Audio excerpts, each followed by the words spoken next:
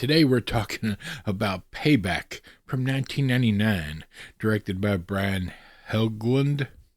I know who he is, but I don't know how to spell or say his name. My apologies. And Mel Gibson is in this.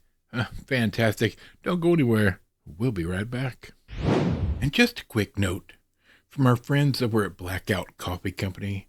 Make sure you head over and give them a try. Links in the description.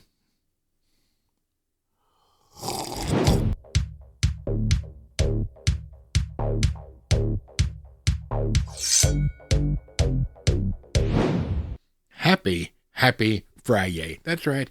The work week is out the door. The weekend is beginning. It's right upon us. Just a few short hours away. And I'm ready for it. I need a break. I'm tired, right?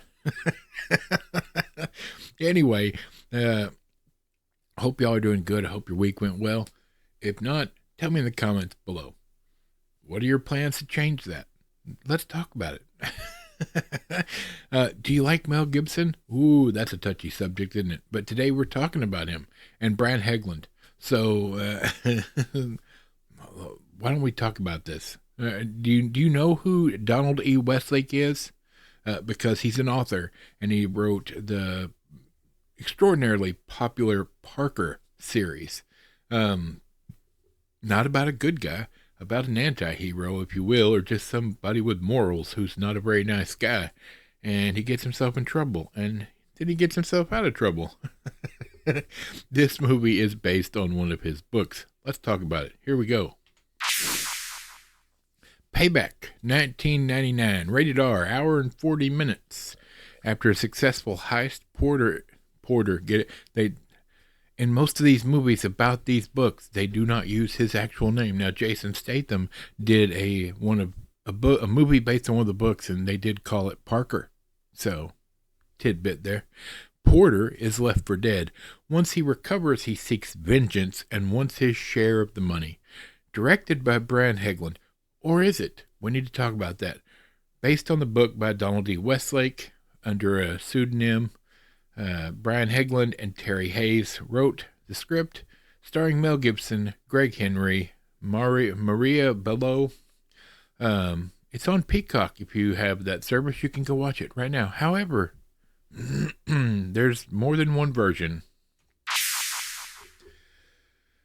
Okay, so I had seen the theatrical version of this before, and although the baseline of it, the base story is the same, it is all different.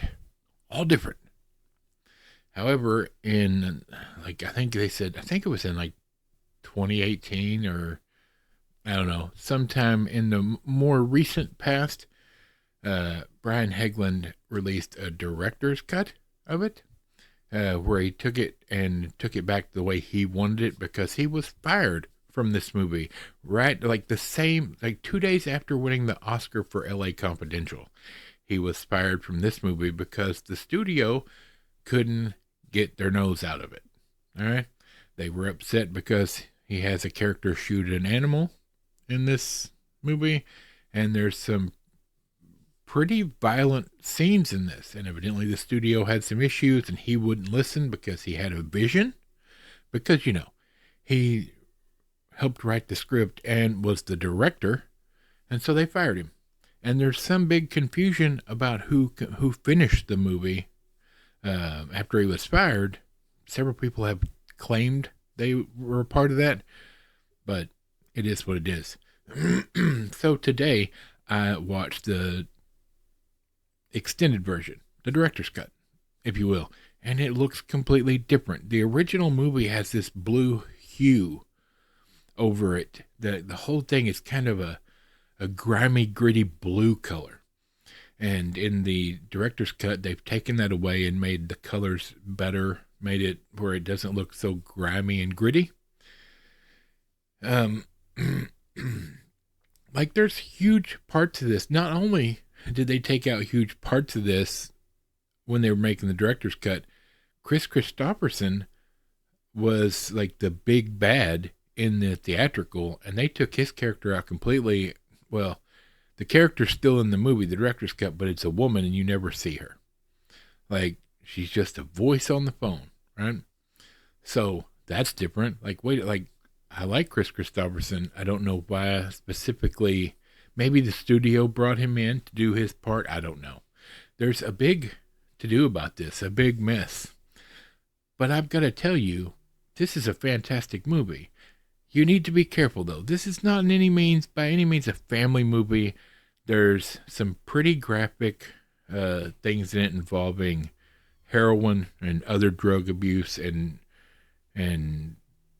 needles and whatnot that are pretty like visible on the screen, pretty for quite a bit of time. And unless you're ready to have that conversation with some little kids, not for them. Also, the violence is really violent. Blood, guts, bullets, and more.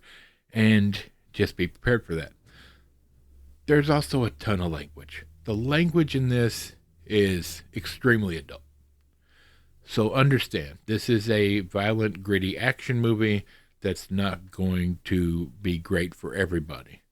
There's some sensuality in it.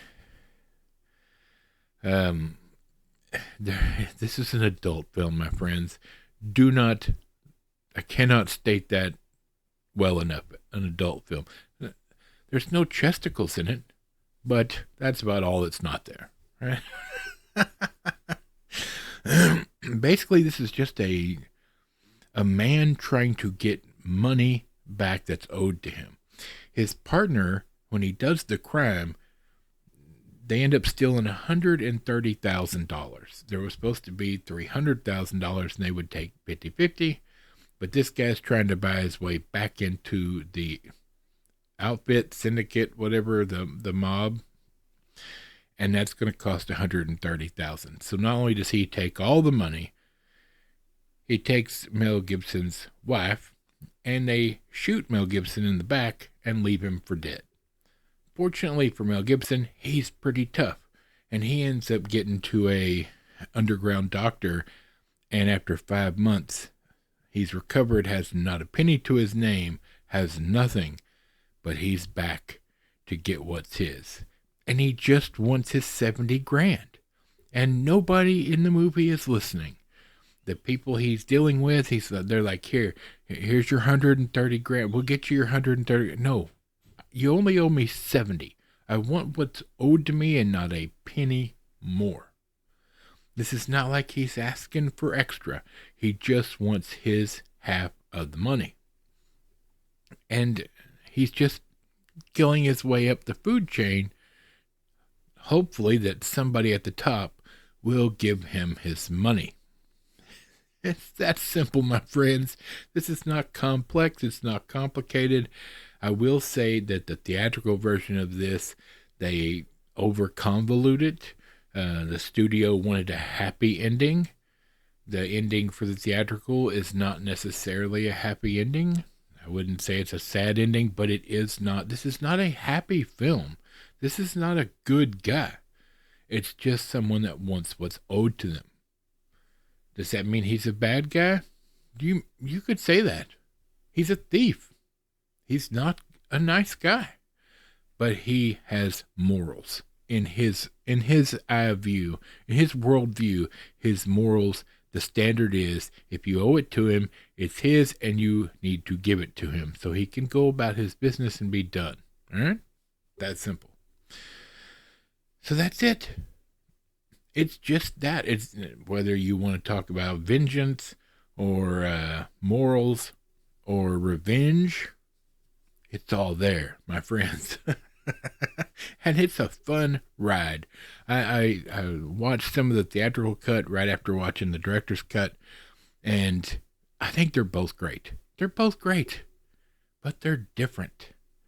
And the director's cut, in my opinion, is better. It's a solid story, a solid movie that stands on its own. The additions and the extras and everything, the convolutedness that the studio got involved in putting the theatrical cut probably didn't do them any favors. But there you go. There you have it. I'm getting out of here for the weekend, and we will definitely be back on Monday, of course. So have a great weekend. Stay safe. Don't do anything crazy. From Michael, the microphone. Bob, squeaky chair in the back, and this big fat nerd. We will see you then.